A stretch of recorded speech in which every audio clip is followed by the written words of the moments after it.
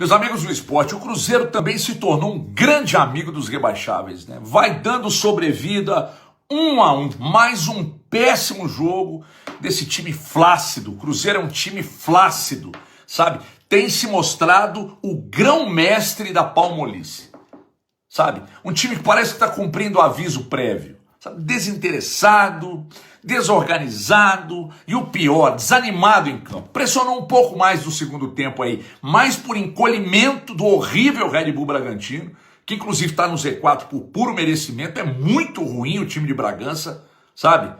E nem assim o Cruzeiro conseguiu envolver o adversário. Cleiton participou muito pouco do jogo, desculpa. O Cruzeiro criou muito pouco, muito pouco. É muito toquinho curto e nada de objetividade. E o pior, hein? Jogador ruim no elenco, uma hora ou outra você vai usar e ele vai te fazer raiva. No Cruzeiro tem sido assim. E reafirmo o que venho falando aqui há muito tempo. O trabalho do Diniz não entrou, não sei se vai entrar e também não sei se a direção quer a permanência dele lá não, hein? Vamos falar de Bragantino e Cruzeiro? Temos já o Vladimir Bianchini ou ainda não? Já? Então vamos ver os gols primeiro desse empate, jogando lá em Bragança. Bragantino sonhou ali que ia sair da zona do rebaixamento. Ficou quase o jogo inteiro, né? Porque saiu na frente com esse gol do Sacha, mas levou o empate lá no final. Eu tô sendo muito rigoroso ou o Cássio podia ter pego essa bola do Eduardo Sacha? Foi mal, Cássio. Na minha visão, ele foi mal. Poderia ter pego essa bola. Gol muito rápido, o Cruzeiro demorou muito para conseguir responder. Embora o Cruzeiro tenha tentado ter iniciativa e criar chances, o Cruzeiro é um time, assim, voltando na nossa conversa sobre o Fluminense, é um time que ainda tem muita dificuldade de criar tantas chances de gol. Assim, hoje finalizou bastante, mas no primeiro tempo mesmo, o Cleiton trabalhou muito pouco, muito pouco. No segundo tempo, o Cruzeiro passou a ter, de fato, mais volume, muito cruzamento, muita gente ali dentro da área, atuações individuais ruins do ataque. O Lautaro Dias foi muito mal como centroavante, não é a função que ele se sente mais confortável para jogar. E aí, na base do abafa mesmo, da pressão de muita gente lá dentro da área, o Cruzeiro consegue o gol de empate com o Ramiro, que para o Cruzeiro é muito importante nessa briga, né, pelas últimas 2 vagas de Libertadores. Tem um confronto direto entre Corinthians e Bahia na terça-feira, e o Cruzeiro ali na espreita, para ver se fica com uma das vagas. O futebol que o Cruzeiro joga hoje não é um futebol que inspira confiança. Não sei qual vai ser a leitura do Diniz sobre o jogo. O Cruzeiro foi melhor que o Bragantino no segundo tempo especialmente, mas é um time com dificuldade de mostrar uma evolução mais consistente. Não sei se vai ser suficiente para garantir uma vaga na Libertadores.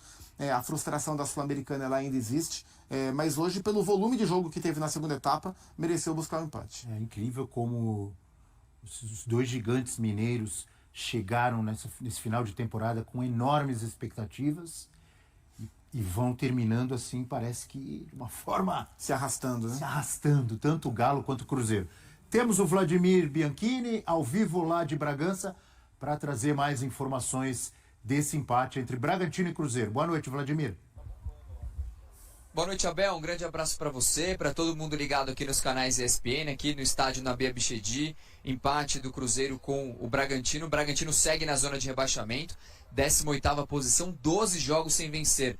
Já o Cruzeiro fora da zona de classificação para a Libertadores da América. A Raposa, que no segundo tempo, como vocês mesmos disseram, pressionou muito até conseguir a questão do empate, mas durante o jogo a torcida protestou bastante, pediu raça para o time, também em alguns momentos xingou o técnico Fernando Diniz, e quando a bola parou de rolar no estádio Nabi Abichedi, a torcida do Bragantino também ficou bastante revoltada, porque não está conseguindo sair da zona de rebaixamento. Vocês mesmos falaram a respeito de expectativas. O Bragantino começou o ano disputando a pré-Libertadores com o Botafogo. Quase conseguiu eliminar o Botafogo. E agora está às vésperas aí, se não conseguir um milagre nas últimas 2 rodadas, pode cair para a Série B. A gente está esperando aqui os jogadores passarem, justamente para a gente conversar com o pessoal do Cruzeiro. Também tem as entrevistas coletivas do técnico Fernando Seabra e também do técnico Fernando Diniz. E a gente vai vendo aqui um clima no estádio Nabi Abichedi ruim para os 2 times, né? Que o resultado não ajudou nenhuma das equipes. Então a gente vai conversar com os personagens e ver a respeito desse empate. Lembrando que na próxima rodada o Cruzeiro enfrenta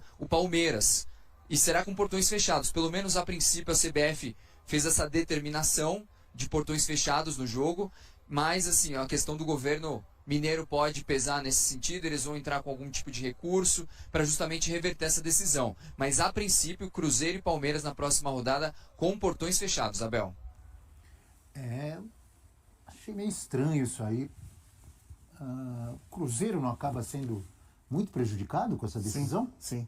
Concorda comigo? Concordo, assim, eu sou a favor de ter as duas torcidas no estádio, assim, é a obrigação das autoridades de segurança pública garantirem a segurança. Junto com o clube mandante. Sim. Junto com o Cruzeiro. Sim, sem dúvida, dentro do estádio. Porque daqui a pouco, então, nós vamos fechar todos os estádios, tudo jogo sem torcida, porque tem confusão para tudo que é lugar. É o reconhecimento da falência da segurança pública. A gente teve uma guerra, né, entre as torcidas recentemente, com morte, com um monte de coisa, foi horrível de fato, mas daí você não conseguir garantir segurança dentro do estádio, é aquilo que a gente discute todo ano aqui em São Paulo. É a falência da competência da segurança pública dentro do estádio de futebol. Assim. É lamentável, e fechar os portões dos estádios como um todo, para mim, é a pior das decisões.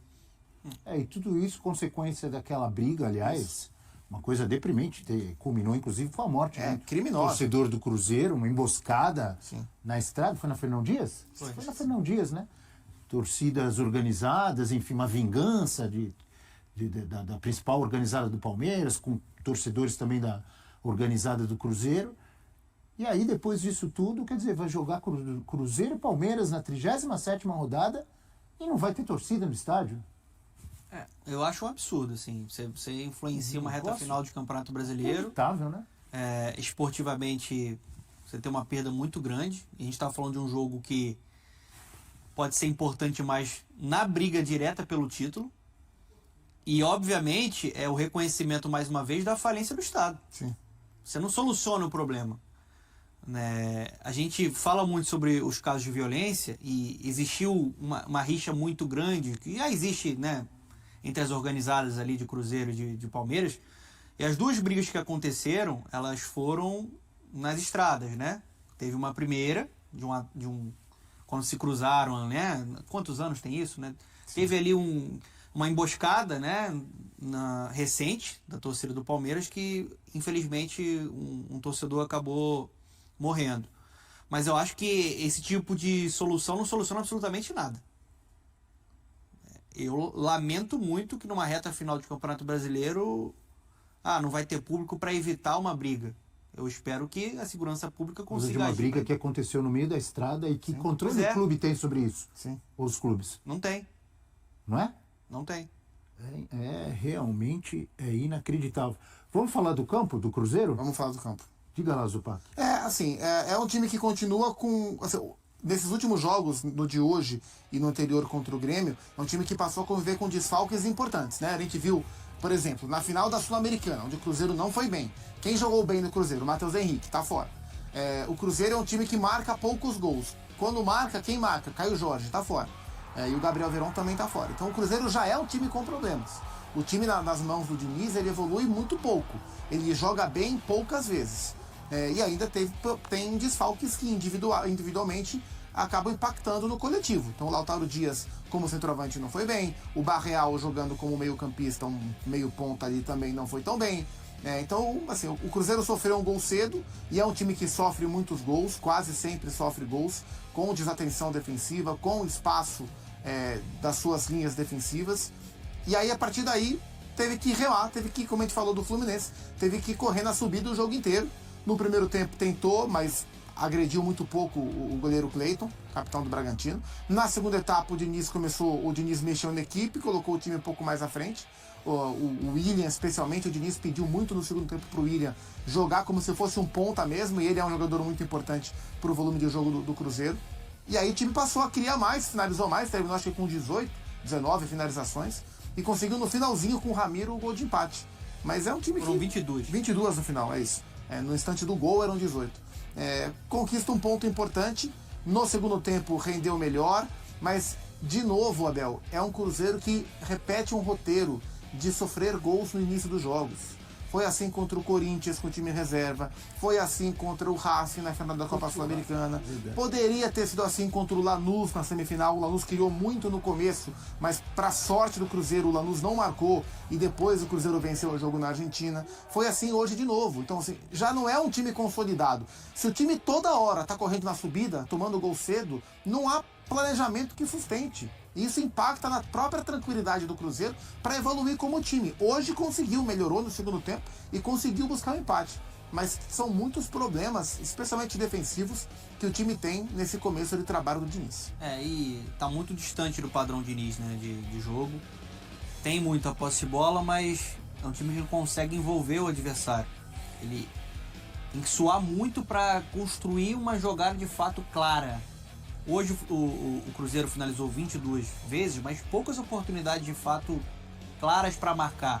Muito dessa forma que a gente está vendo ali agora. Chute de média e longa distância, colocou muita gente dentro da grande área e buscou muito cruzamento. Foi na base do abafa. Não foi um Cruzeiro organizado que conseguiu envolver a equipe do Red Bull Bragantino, mas é importante lembrar que de fato está muito desfalcado de dois jogadores importantes, Caio Jorge e Matheus Henrique. Fica muito dependente ali do Matheus Pereira, mas eu acho que falta diálogo e qualidade no entorno do Matheus Pereira.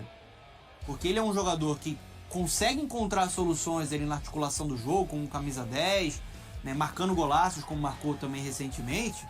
Mas o próprio Pedrinho, que é o mandatário, o dono, já falou que esse time precisa de reforços. Então, o ideal é pensar numa manutenção do Diniz, que só tem 2 vitórias, como a gente está vendo ali agora, só venceu o Lanús fora de casa e o Criciúma dentro de casa. Isso. O aproveitamento é muito ruim, mas eu acho que para esse 30%, esse time funcionar, ele vai precisar de outras peças que consigam colocar em prática a filosofia dele em campo. Acho que isso ainda não existe dentro desse elenco. Acho que é um elenco que, obviamente, evoluiu com as contratações. Não é só culpa dele, né? Não é só culpa dele. E eu acho que a direção parece entender isso, né? Porque, pelo menos, na boca, tá falando que vai bancar, que ele vai cumprir o contrato dele até o final. Mas que vai começar o ano 13 jogos, marcou 11 gols, sofreu 17. Marca muito pouco. Muito pouco. E sofre demais, assim. O Cruzeiro passou com o Diniz a finalizar menos do que finalizava antes com o Seabra e sofrer mais finalizações. Então, assim, por mais que exista o entendimento de que é um começo de trabalho, que não é o elenco que ele montou, que é preciso tempo, e eu espero que isso seja cumprido, porque embora eu não goste desse começo de trabalho do Diniz, não acho que faça sentido pensar em trocar, mas me parece claro que ele vai começar o ano pressionado. Ele vai começar o ano tendo que mostrar mais rapidamente uma evolução para a próxima temporada, e acho que vai receber bons nomes para isso. O Gabigol está acertado, o Christian, volante do Atlético Paranaense, também está acertado, outros nomes virão, mas o Cruzeiro tem que jogar mais. Nesse momento, a gente vê os 3 times que brigam pelas 2 vagas da Libertadores, os 2 que vão para a pré, tem um time jogando para ganhar essa vaga, que é o Corinthians. O Bahia está se arrastando e o Cruzeiro com muita dificuldade de caminhar para frente. Olhando o Cruzeiro, acho que ele já conseguiu melhorar a saída de bola. Hoje não sofreu com isso, né? Não sofreu muito com o Vidalba ali, João Marcelo. Acho que o time começou a entender melhor como iniciar as jogadas no padrão Diniz. Mas o principal, que é mais difícil para você trabalhar, que é o último terço, né, o momento você criar a jogada, meio e ataque, e isso ainda falta um ajuste fino. Eu acho que falta mais qualidade mesmo. Acho que ele precisa, de fato, de mais peças. O Gabigol é um cara que pode ajudar, pode ser esse cara definidor. O Christian eu acho muito bom jogador, dinâmico, motorzinho, um cara que infiltra, que chega ali como elemento surpresa também na frente. Então acho que é um Cruzeiro muito mais para o ano que vem. E como é que é o destino, né? O autor do gol do empate do Cruzeiro hoje foi o Ramiro, que era um cara que a torcida perseguia muito o Seabra. Sim. Porque ele insistia muito no Ramiro. E o Seabra hoje técnico do Red Bull Bragantino.